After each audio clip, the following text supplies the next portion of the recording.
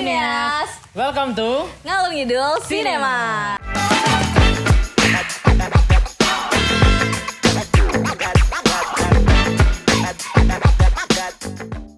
Oke, balik lagi di episode 6 nih. Ya, kita udah episode 6. Iya. Dan aku kali ini bakal take over Jihan. Dan in case kalau kalian lupa nama aku Fatur Shenron dan partner aku Asri Diantari. Please welcome ya. Yes. Baru nih ya. Iya, newbie. Asri Diantari. Kali ini kita akan ngobrolin film yang ditunggu-tunggu netizen. Ya, lagi hype juga gak sih? Betul, Yes. hype banget. Iya. Yaitu Pengabdi Setan 2. Komedian. Oke. Gimana sih Asri Oke. sinopsisnya? Iya, udah nonton ya. Betul. Jadi Pengabdi Setan ini Komedian masih lanjutan dari Pengabdi Setan 1 nih, Tur. Masih bercerita tentang Rini dan keluarganya yang ceritanya pindah ke rumah susun dengan harapan ketika mereka dapat gangguan atau teror itu mereka bisa minta bantuan nih sama tetangga rusun. Tapi ternyata di rusun itu muncul teror yang lebih brutal. Lebih brutal, baik ya. Iya. Agaknya lebih serem juga. Iya gitu. dong. Tapi ngejawab pertanyaan juga ya di Iya, sequel, cukup menjawab lah. Di Pengabdi Setan 1 gitu. Kalau first impression nih dari udah nonton kamu, gimana? Oke, kalau first impression ya, tentu aku fokus ke horornya sih. Horornya dapat brutal, ya menghibur lah. Menghibur. untuk sebuah sequel ya. Untuk kamu yang penyuka horor ya. Karena suka banget horor juga. Betul. Kalau dari aku first impression aku ya, film ini tuh bener-bener gelap dan juga serem banget. Minim cahayanya. Betul, gelapnya dalam artian itu ya, minim cahaya dan juga serem banget. Itu sih kalau first impression. Oke. Kita lanjut ke pros dan kontra. Ya. Kelebihan atau kekurangannya. Jadi yang pertama kalau dari aku notice banget kelebihan itu kayak sinematografinya, teknisnya, kamera movement itu Color gokil. grading ya. Color grading, kamera movement, angle-nya gokil. Itu kayak bikin apa ya? Aku suka banget sama scene ini. Scene di mana Wina dipanggil. Wina. Aduh, Itu dapat serem banget sih tuh horornya tuh. Seremnya dapat, terus juga kamera movement ya kan ngikutin Wina. Kita dibawa nih kemana ya? Terus ngeliatin sisi rusun Iya, rusun. yang sepi dan juga itu bagus banget Iya, menurut bagus aku. banget sih. Bener-bener dapat Simetris. banget seremnya itu ya. Parah. Oke, kalau aku ya scene memorable ya, aku paling suka lift sih. Itu bener-bener chaos ya Tur ya, dan bener-bener itu treatment yang dikasih tuh bagus banget sih untuk scene itu ya. Apalagi ada scene bocil geprek. Aduh, bocil geprek emang agaknya serem ya. Oh ya, aku juga notice di sinematografinya yang bagus itu pada saat Rini mau ke bis yang mau menuju rusun dari office-nya dia. Wah, itu gokil banget sih. Rapi Bener-bener banget ya. bener-bener dari pertama ya kan ngeliatin koran, bapak-bapak lagi baca koran.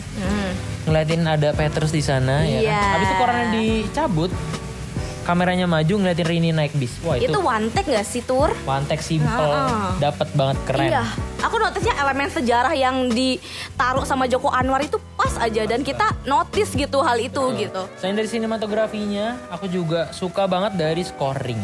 Yes, emang sih.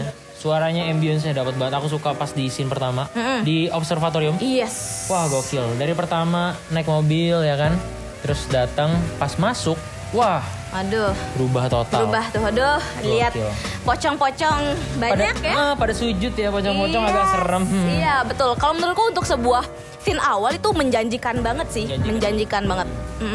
Apalagi nih? Selain dari itu aku juga apa ya, ini tuh keren banget bisa bikin kita takut ya. Dari percakapan di radio. Iya, teror-teror hal kecil gitu ya. Radio gini ya kan. Kayak itu bikin merinding disco. Iya. Aduh, merinding disco. Itu dari hal kecil aja bisa kita notice gitu, bisa bikin teror. Betul. Iya kan? Apa itu Tur? Ada suara apa ya? Tur, jangan bercanda lah. Nggak tahu. Ini dari sini gak sih? Nggak tahu ya. Matiin aja nggak sih? Iya, matiin. Nggak lucu ya. Kita yang- lagi ngobrol di Pengabdi Setan tiba-tiba ini Tiba-tiba bunyi, minta tolong ya. minta tolong, Ayo, kuburan nafas sempit. Aduh, jangan deh. Kita lanjut aja. Lanjut. Lanjut Ya, ya. next. Move on ke Iya. selanjutnya. Iya. Scene ini tuh banyak di Pengabdi Setan 2 ini ngingetin kayak treatmentnya Wes Anderson. Rasionya bener-bener bikin simetris, bikin satisfying banget. Iya, rapi di kan office-nya Rini gak Ya, sih? office hari ini.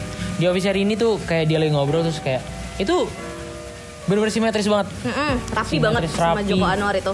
Terus juga dia jalan lewatin pabrik-pabrik itu kayak itu treatmentnya Joko Anwar kayaknya dari Wes Anderson banget sih. Iya, Bener-bener. referensinya ya. Betul. Oke. Nah, kalau menurutku selain dari pengambilan gambar ya, aku suka teror dan jump scare yang dikasih ke kita gitu loh, Jump Tur. scare, iya. Karena variatif dan gak diulang-ulang gitu. Jadi ketika kita diteror nih di scene ini, scene selanjutnya itu kita nggak dikasih teror yang sama gitu. Jadi kita masih bertanya-tanya nih, ini kita mau diteror via apa nih gitu. Iya, bener-bener. Dengan suara aja bisa diteror kita ya. Terus juga dari jump scare yang variatif, kayak aku juga ngelihat praktikal sih. Yes, Praktikalnya- notice di situ.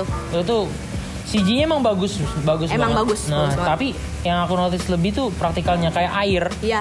Itu air di basement itu dengan beneran air gitu, praktikal. Jadi Iya. kayak kelihatan mewah ya.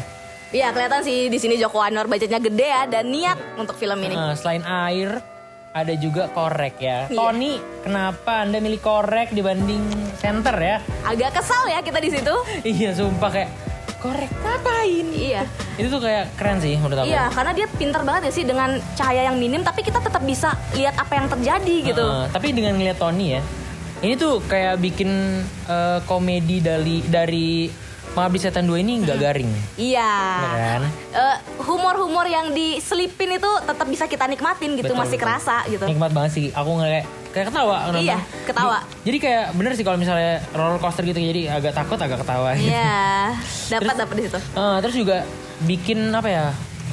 Ini tuh kayak Pengabdi Setan 2 ini bikin banyak teori.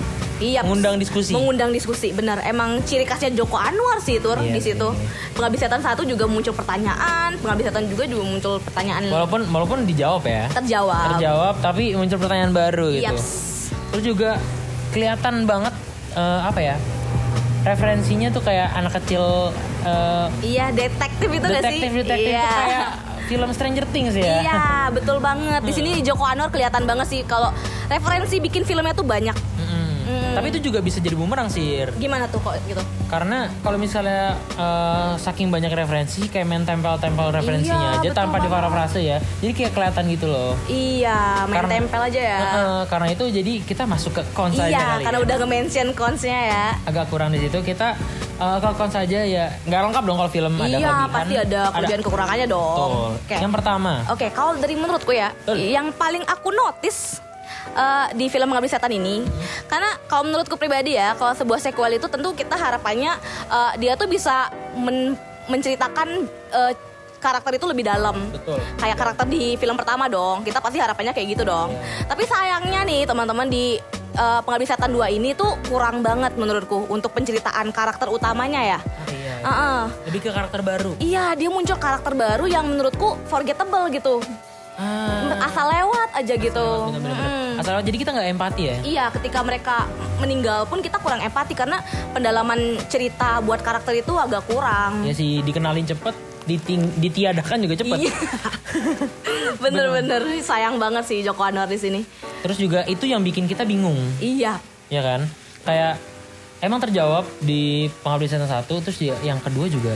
Muncul Lagi pertanyaan gitu. baru lagi dan Jadi- menurutku juga lebih banyak gak sih Tur? Iya sih. Iya kan? Selain itu, apalagi sih kira-kira? Apalagi ya kalau yang aku flash flash trigger warning itu bener-bener ganggu sih. Bener sih. Iya kan? Itu kalau misalnya orang yang maksudnya peka banget sama cahaya gitu loh, itu Pusing. cukup pusing banget. Jadi harus ada flash, ada trigger warningnya gitu kan. Untuk film ini ya. Tapi itu benar-benar kaget sih, kayak aduh, aku selesai nonton itu kayak Capek ya keluar bioskop ya. karena kan gelap ya.